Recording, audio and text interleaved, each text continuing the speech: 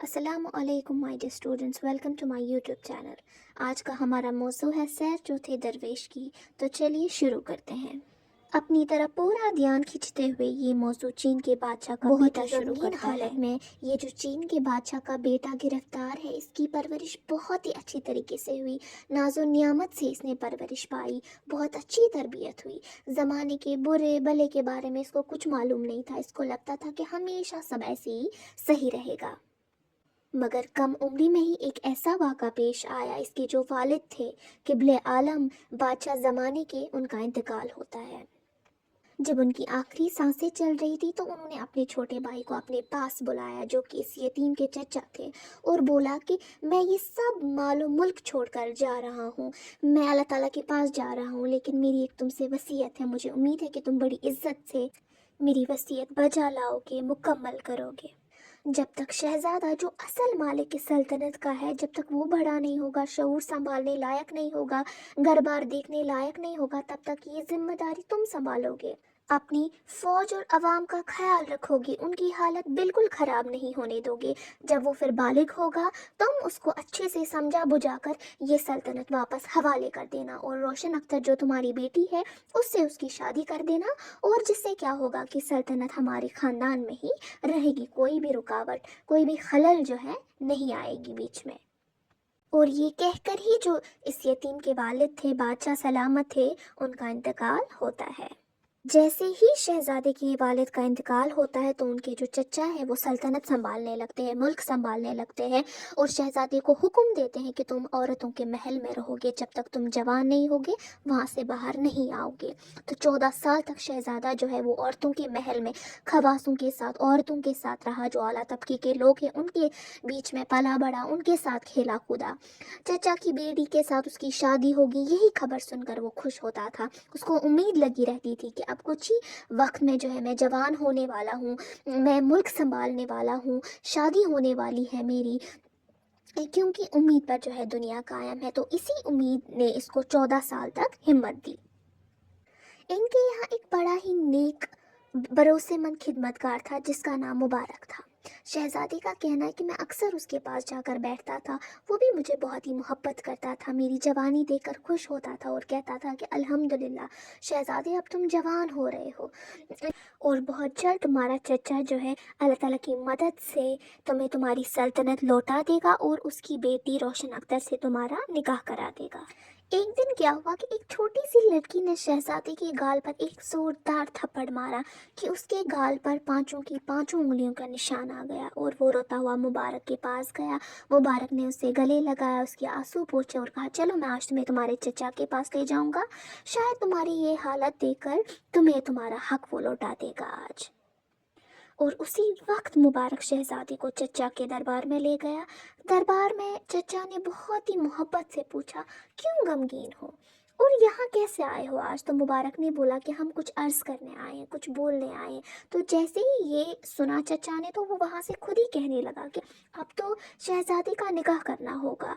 तो मुबारक ने जब ये बात सुनी तो उसने कहा कि बहुत मुबारक की बात है। वहाँ पे कुछ नजूमी थे, रमाल थे, जो कि एस्ट्रोलॉजर्स होते हैं, फॉर्चून टेलर्स होते हैं। तो उनसे ऊपरी दिल से चचा ने पूछा कि हमें बताइए कि इस साल कौन सा महीना, कौन सा दिन, कौन सी घड़ी जो है, कौन सा मुहूर्त अच्छा है जिस दिन हम शहजादे का निकाह करेंगे। ये सुनते ही नजूमियों ने गिनना शुरू किया और कहा कि किबले आलम बादशाह, ये पूरा साल जो है अच्छा नहीं है, कोई भी मुबारक दिन हमें नज़र नहीं आ रहा है। अगर ये साल बड़ी अच्छे से निकल जाए तो आइंदा साल जो है, आने वाले साल जो है, हम ये निकाह करेंगे। बादशाह ने मुबारक को कहा कि शहजादी को महल ले जा, अल्लाह ने चाहा तो अगले साल जो है मैं इसको इसकी अमानत लौटा दूंगा, तब तक तुम इसका ध्यान रखना और इसको अच्छे से पढ़ा लिखा लेना। मुबारक ने बादशाह को सलाम किया और शहजादे को महल पहुंचा दिया। 2-3 दिन के बाद शहजादा कह रहा है कि मैं मुबारक के पास गया तो मुझे देखकर ही वो रोने लगा। मैं हैरान हो गया और मैंने पूछा कि दादा, सब ठीक तो है ना, आपकी रोने की वजह क्या है? तब वहाँ से बोला कि अगर मुझे मालूम होता तो मैं उस रोज़ तुम्हें उस जालिम के पास नहीं लेता। तो मैं घबरा गया और मैंने बोला कि ऐसी क्या कबाहत हुई, ऐसी क्या गलती हुई, कहो तो सही। तो मुबारक ने कहा, तमाम लोग, अमीर, वजीर, छोटे लोग, बड़े लोग तुम्हें देखकर बहुत खुश हुए और खुदा का शुक्र अदा करने लगे कि अब हमारा शहजादा जवान हो रहा है और सल्तनत संभालने के लायक हो रहा है। अब सबको उनका हक मिलेगा, सब लोगों की इज्जत होगी। जो नस्ल दर नस्ल बादशाह के महल में काम कर रहे थे उनकी कोई इज्जत होगी। और यही खबर जो है तुम्हारे बेईमान चचा तक पहुंच गई और उसकी छाती पर सांप फिर गया। ये एक मुहावरा है और इसका मतलब है शदीद खौफ महसूस करना। और उसने मुझे तन्हाई में बुलाकर कहा कि शहजादी को किसी धोखे से मार डाल, उसका खतरा मेरे दिल से निकाल। तब से मैं बेचैन हो रहा हूँ कि तुम्हारा चचा जो है वो तुम्हारी जान का दुश्मन है। शहजादी का कहना है कि जैसे ही मैंने ये बात मुबारक के मुंह से सुनी तो मैं बगैर मारे ही मर गया और जान के डर से मैं उसके पाँव पर गिर पड़ा और कहा कि खुदा के वास्ते किसी तरह मेरी जान बचा। और मुबारक ने मेरा सर उठाकर मुझे गले लगाया और कहा कि खतरे की कोई बात नहीं है, मैंने एक मंसूबा बनाया है, अगर तुम्हें सही लगे तो कोई परवाह नहीं है, जिंदगी है तो सब कुछ है। उम्मीद है कि उस मंसूबे से जो है तुम्हारी जान बच जाएगी और हम अपने मतलब में कामयाब हो जाएंगे। तो मुबारक ने जो है शहजादे को यकीन दिलाया और अपने साथ ले गया उस जगह जहाँ पर इस यतीम के वालिद बैठा करते थे और इसका बहुत अच्छी तरीके से ध्यान रखा। वहाँ पर एक कुर्सी बिछी हुई थी, एक तरफ इसको कहा, एक तरफ खुद पकड़ा और उस कुर्सी को हटाया। कुर्सी के नीचे फर्श था, फर्श को उठाया, ज़मीन खोदने लगा और वहाँ फ़ौरन एक खिड़की नमूदार हो गई जिस पर ताला और जंजीर लगी हुई थी। शहजादे का कहना है कि इसके बाद जो है मुबारक ने मुझे बुलाया और एक बार के लिए मुझे लगा शायद ये मुझे मार कर इसी गड्ढे में जो है गाड़ने वाला है और कुछ लम्हों के लिए मौत मेरी आंखों के सामने फिर गई। शहजादे का कहना है कि मैं धीरे धीरे कलमा पढ़ते पढ़ते आगे बढ़ा तो मैं क्या देखता हूँ कि उस खिड़की के अंदर एक इमारत और 4 मकान हैं और हर एक दलान में 10-10 खेमे सोने की जंजीरों से जकड़ी हुई लटक रही थी और हर एक के मुंह पर एक सोने की ईंट और जड़ाव का बना हुआ एक बंदर था। और इन चारों मकानों में इसने 39 गोलियां गिनी और वहां पर एक मटका था जो अशरफियों से भरा हुआ था, हीरे जवाहरात से भरा हुआ था, मगर उस पर ना कोई बंदर था ना ही कोई ईंट थी। और इसने वहां पर एक हौज देखा जो हीरे जवाहरात से लबालब मुकम्मल भरा हुआ था। मैंने मुबारक से पूछा, ये क्या जादू है, ये किसका मकान है और हम यहाँ क्यों आए हैं? तो मुबारक ने मुझे बोला, ये जो तुम बंदर देख रहे हो इनका माजरा ये है कि तुम्हारे वालिद जो है जवानी के वक्त जो है मलिक सादिक के पास आया करते थे, उसके साथ जो है उसकी बहुत अच्छी दोस्ती थी, आना जाना था और मलिक सादिक जो है वो जिनों का बादशाह था।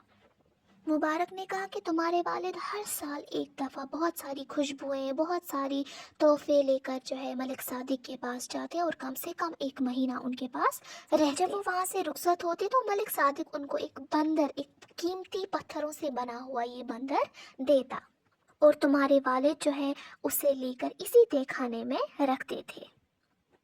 और इस बात को बादशाह, तुम्हारे वालिद और मेरे सिवा कोई नहीं जानता। मुबारक कह रहा है कि मैंने उनको एक बार ही पूछा कि हम हर साल लाखों रुपए के तोहफे ले जाते हैं और वहां से हम एक पत्थर का बना हुआ बंदर ले आते हैं, इसका क्या फायदा है? आखिर तो उन्होंने मुस्कुराकर जवाब बोला, खबरदार ये राज की बात किसी को बोली तो।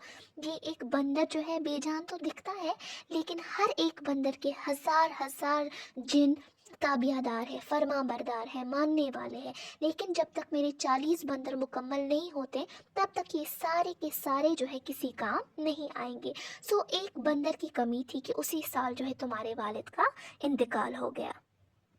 इतने सालों की मेहनत किसी काम की नहीं हुई, कोई फ़ायदा ही नहीं हुआ। अब मुबारक शहजादी से कह रहा है कि तुम्हारी ये हालत देखकर मेरे दिल में और कुछ नहीं आया, तो मुझे यही ख्याल आया कि मैं तुम्हें मलिक सादिक के पास ले चलूँगा और तुम्हारे चचा का जुल्म जो है उसे बयान करूँगा। मुमकिन है कि वो तुम्हारे वालिद की दोस्ती याद करके तुम्हें एक वो बंदर दे देगा। उन्हीं की मदद से तुम्हें तुम्हारा मुल्क वापस मिलेगा, चीन हो या जापान। तुम बड़ी होशियारी से उसके बाद जो है, बड़े ध्यान से जो है उसके बाद जो है सल्तनत पर, अपनी सल्तनत पर हुकूमत करोगे और वाकई इस हरकत से तुम्हारी जान जो है बच जाएगी तुम्हारी। اور اس کے علاوہ مجھے اور کوئی تدبیر سوجھی ہی نہیں۔ شہزادے کا کہنا ہے جب میں نے مبارک کی زبانی یہ سب حالت سنی تو میں نے ان کو بولا اب آپ ہی میری جان کے مختار ہو، آپ ہی فیصلہ کرنے والے ہو، جو آپ کو میرے حق میں صحیح لگے گا آپ وہ کرو۔ مجھ سے تسلی لے کر وہ جو ہے عطر بخور خوشبوئیں لینے بازار گئے، اور اگلے دن مبارک میرے چچا کے پاس گیا جو کہ بجائے ابو جہل تھا، کیونکہ ابو جہل جو حضرت محمد صلی اللہ علیہ وسلم کے چچا تھے اور ان کے جان کے دشمن تھے۔ ان کے پاس گئے اور بولا کہ میں نے شہزادی کو مار ڈالنے کی ایک ترکیب سوچی ہے، اگر آپ حکم کرو تو میں آپ کو بتا دوں۔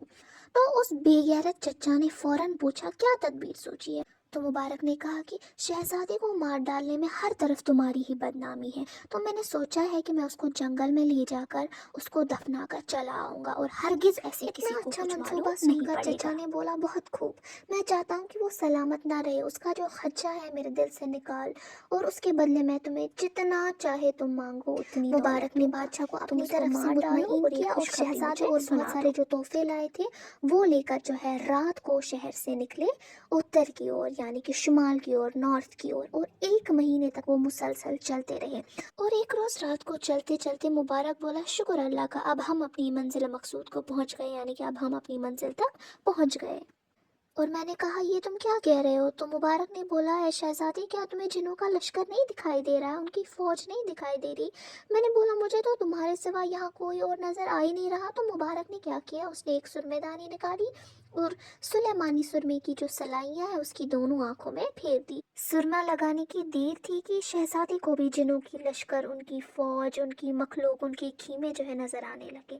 شہزادے کا کہنا ہے وہ سب خوش مزاج تھے، خوش لباس تھے، مبارک کو پہچان رہے تھے اور اس کو گلے لگا رہے تھے، اس کے ساتھ باتیں کر رہے تھے۔ اور آخر کار چلتے چلتے وہ بادشاہ کے خیمے کے نزدیک آ گئے اور اس کی بارگاہ میں داخل ہو گئے۔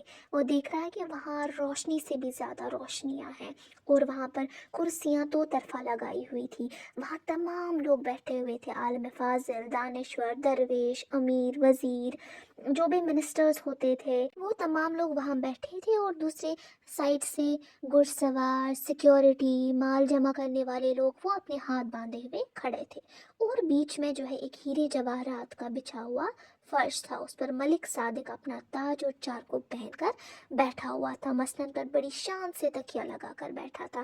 چارکوب بادشاہوں کا لباس ہوتا ہے۔